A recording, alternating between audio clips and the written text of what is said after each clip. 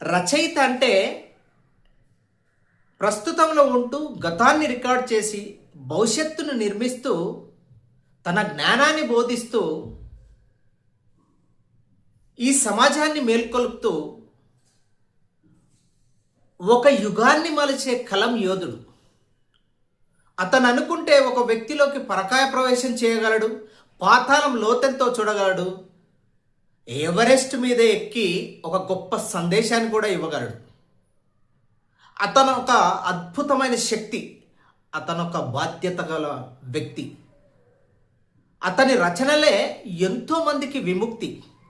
అతను ఒక మోటివేషన్, అతను ఒక ఇన్స్పిరేషన్, అతను ఒక ఆర్కియాలజిస్ట్, అతను ఒక సైకాలజిస్ట్, అతను ఒక సోషల్ సైంటిస్ట్, అతను ఒక future predictor, what not everything. So మీరు కూడా సినిమా రచయితలు అవ్వచ్చు, పాటల రచయితలు అవ్వచ్చు, స్క్రిప్ట్ రచయితలు అవ్వచ్చు, డైలాగ్ రచయితలు అవ్వచ్చు, మీరు ఒక సోషల్ కంటెంట్ రైటర్ అవ్వచ్చు, మీరు ఒక రీల్స్ రచయిత అవ్వచ్చు. మీరు ఏదైనా ఒక రచయితగా గొప్పగా ప్రౌడ్గా ఫీల్ అవ్వండి, కానీ బాధ్యతగా ఉండండి.